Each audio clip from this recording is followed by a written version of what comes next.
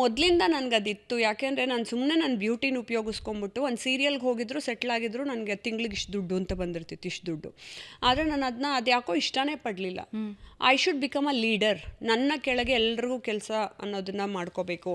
ನಾನು ಇನ್ನೂ ಮುಂದಕ್ಕೆ ಓದ್ಕೋಬೇಕು, ಮುಂದಕ್ಕೆ ಬೆಳಿಬೇಕು, ನಾನು ಬೇರೆ ಥರ ವ್ಯಕ್ತಿ ಆಗಬೇಕು, ಸಾಹಿತಿ ಆಗಬೇಕು, ಜ್ಞಾನ ಪಡ್ಕೋಬೇಕು. ಸೊ ರೂಪಾ ಅಯ್ಯರವರು ಸಿನಿಮಾಗೆ ಅಂತಾನೆ ಬಂದವರಲ್ಲ. ಇಲ್ಲ, ನೋ.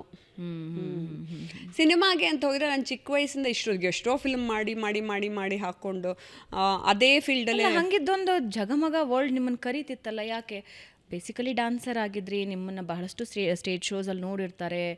ಚಿಕ್ಕ ಮಗುವಿಂದ ಆಫರ್ ಬಂದಿತ್ತು. ನಾಗತಿಹಳ್ಳಿ ಸರ್ ಅವಾಗಲೇ ಆಫರ್ಸ್ ಕೊಟ್ಟಿದ್ರು. ಮತ್ತು ತುಂಬ ಜನ ಡೈರೆಕ್ಟರ್ಸು, ದೊಡ್ಡ ದೊಡ್ಡ ಡೈರೆಕ್ಟರ್ಸೇ ಪಾಪ ಆಫರ್ಸ್ ಕೊಟ್ಟಿದ್ರು, ತುಂಬ ಒಳ್ಳೊಳ್ಳೆ ಫಿಲಮ್ಸು. ನನಗೆ ಯಾಕೋ ಇದೊಂದು ಮೈಂಡಲ್ಲಿತ್ತು. ಮತ್ತು ಒಂದು ಭಯನೂ ಇತ್ತು. ಆವಾಗ ನೀವು ಹೇಳ್ದಂಗೆ ಇವತ್ತು ಚಿತ್ರರಂಗದ ಬಗ್ಗೆ ನಮಗೆ ಭಯ ಇಲ್ಲ, ಅವಾಗ ನನಗೆ ಭಯ ಇತ್ತು. ಯಾಕೆಂದರೆ